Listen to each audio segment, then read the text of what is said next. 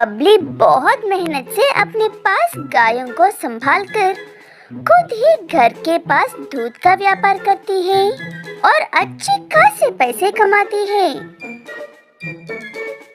उसका पति बंटी हमेशा पीता रहता है और बबली के कमाए हुए पैसे बर्बाद करता रहता है। खुद से एक पैसा भी नहीं कमाता है। फिर से यहाँ से पैसे गायब हो गए हैं।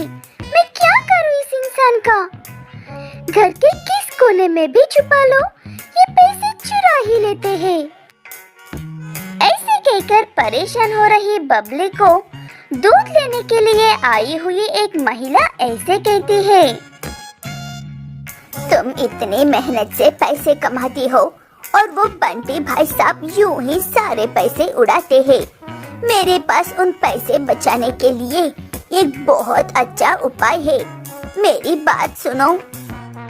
ऐसे कहते हुए वो महिला बबली को सारे पैसे हर रोज कमाई होते हैं वो ले जाकर बैग में डालकर आने को कहती है। बबली को ये बात बहुत अच्छी लगती है और वो अगले दिन से वैसे ही करती है। लेकिन बंटी को पैसे ना मिलने की वजह से उसका दिमाग खराब होने लगता है। ये बबली पैसे कहाँ पर छुपा रही है? मेरे पीने का वक्त हो रहा है, अब मैं क्या करूं? पीने को ना मिले तो मेरा दिमाग काम ही नहीं करता है। ऐसे कहते हुए इधर उधर देखकर बंटी एक गाय को ही उठा कर ले जाकर बेच देता है और उन पैसों से 2 दिन तक खूब पीता है। इस बात से अनजान बबली अपनी गाय को हर जगह पर ढूंढने लगती है। तब उसे उसकी गाय दूसरे व्यक्ति के पास नजर आती है।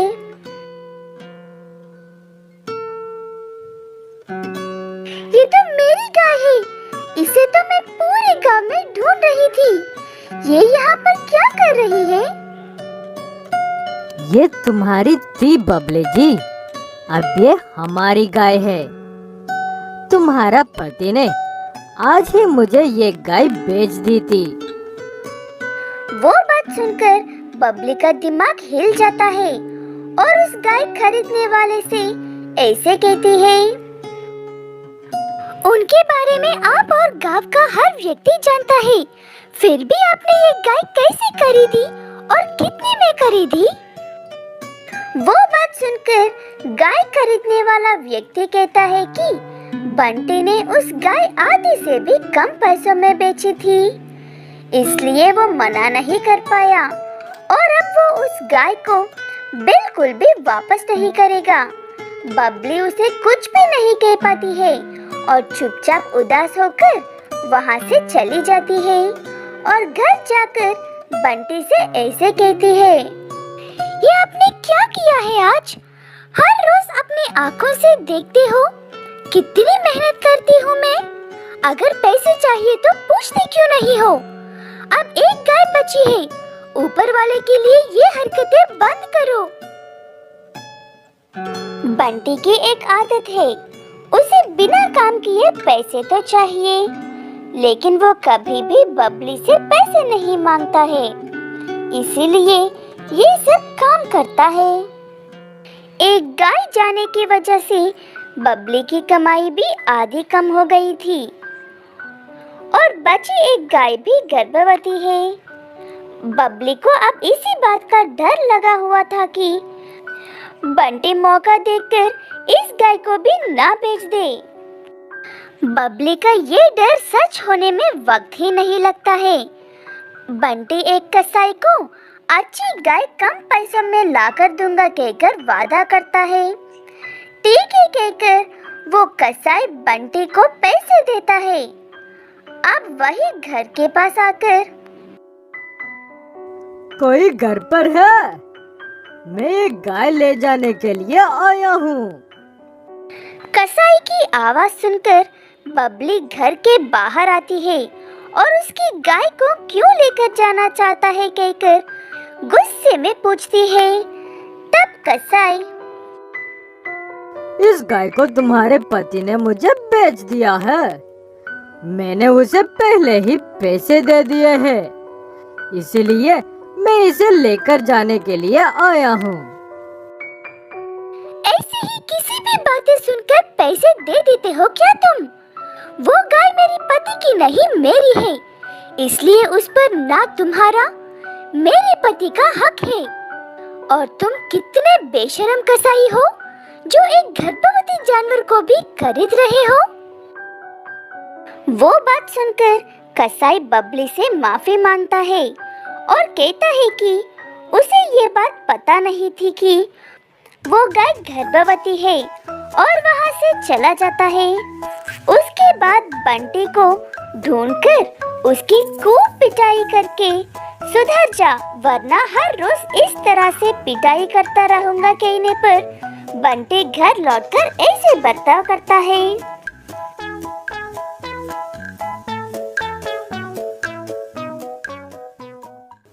बबली, मैं गाय के लिए ताजा घास लेने के लिए जा रहा हूँ।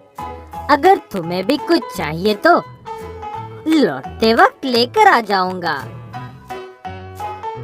उसके मुंह से ऐसी बातें सुनकर बबली दुनिया में सबसे ज्यादा खुश होती है और उस गाय और उसके बच्चे की भी जान बच जाती है।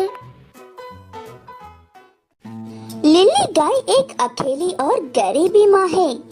वो एक अस्पताल में नर्स का काम करते हुए अपनी बेटी फ्लोरा का ख्याल रखती है। फ्लोरा बेटा, क्या कर रही हो? स्कूल के लिए देर हो रही है ना? मेरी एक किताब नहीं मिल रही है माँ, वही ढूंढ रही हूँ। अगर वो किताब नहीं मिली तो मुझे बिना वजह डांट पड़ेगी। फ्लोरा एक होशियार और समझदार गाय है, इसलिए अपनी माँ को ज्यादा परेशान किए बिना एक ही किताब में हर सब्जेक्ट का होमवर्क करती है। इसीलिए उस किताब के लिए इतना परेशान हो रही है। फ्लोरा कुछ भी ना होने पर भी हर बात में खुद को संभाल लेती है। लिली को अपनी बेटी में यही बात अच्छी लगती है और फ्लोरा की जरूरतें पूरी करने की अपनी तरफ से हर मुमकिन कोशिश करती है।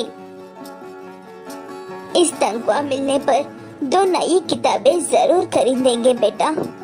पिछले साल की किताब को भी अभी तक चला रही हो। तुम बहुत समझदार हो। ठीक है कहकर किताब मिलने पर फ्लोरा स्कूल को चली जाती है और लिली काम पर चली जाती है। ऐसे कुछ समय गुजर जाता है। फ्लोरा बड़ी होने लगती है और उसके नए दोस्त भी बनने लगते हैं। फ्लोरा, तुम कॉलेज के सबसे होशियार स्टूडेंट हो, इसीलिए कॉलेज में स्टूडेंट्स हो या टीचर्स, सबकी नजर तुम पर ही होती है। लेकिन ये सब बातें तुम मुझे क्यों बता रही हो? क्या मेरा बर्ताव अच्छा नहीं है? तुम्हारा बर्ताव नहीं फ्लोरा, तुम्हारा कपड़े। तुम सालों से एक ही कपड़े पहनकर आ रही हो।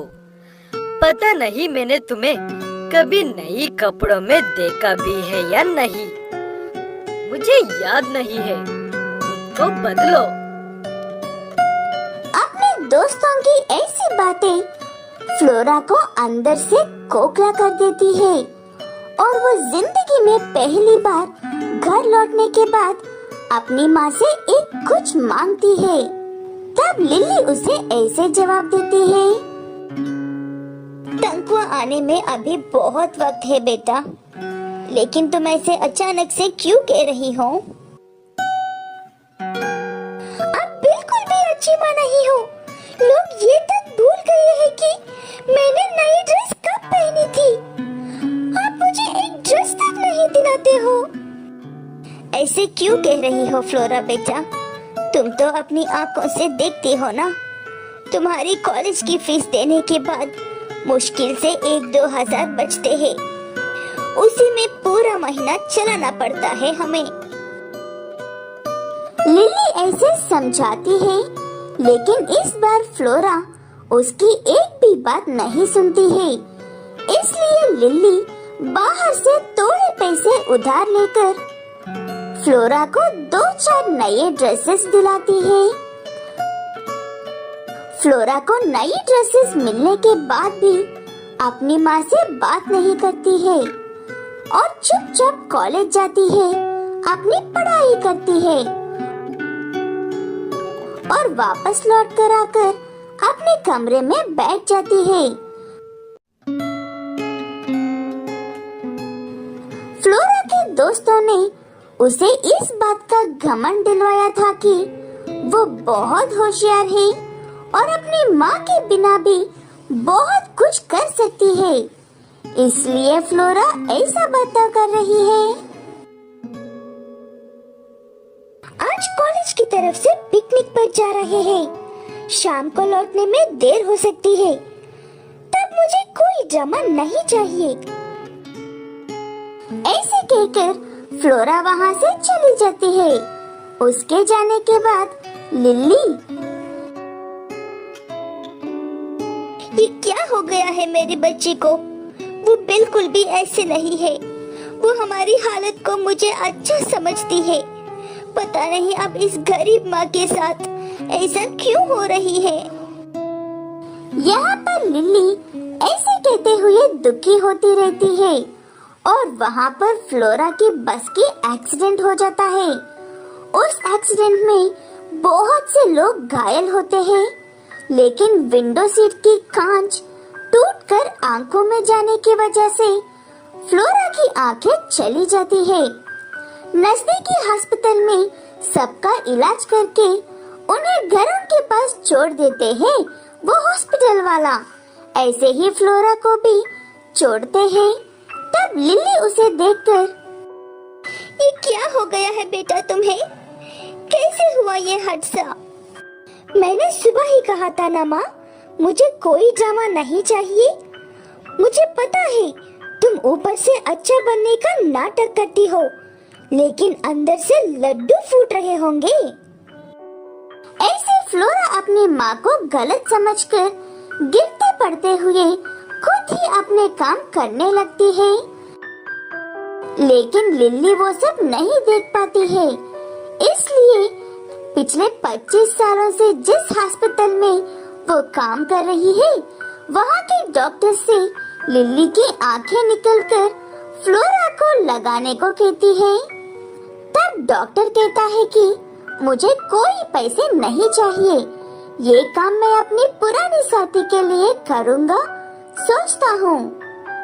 तब फ्लोरा कहती है कि अगर हॉस्पिटल में उसकी माँ है तो उसे वहाँ से बाहर निकाल दो, उसे बस आंखें देने वाले का चेहरा देखना है।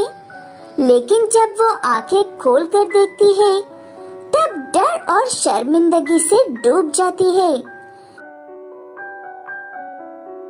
माँ, ये आप ही हो। मैंने ये बात समझ क्यों नहीं पाई? दोस्तों की बातों में आकर आपको बहुत दुख किया है माँ।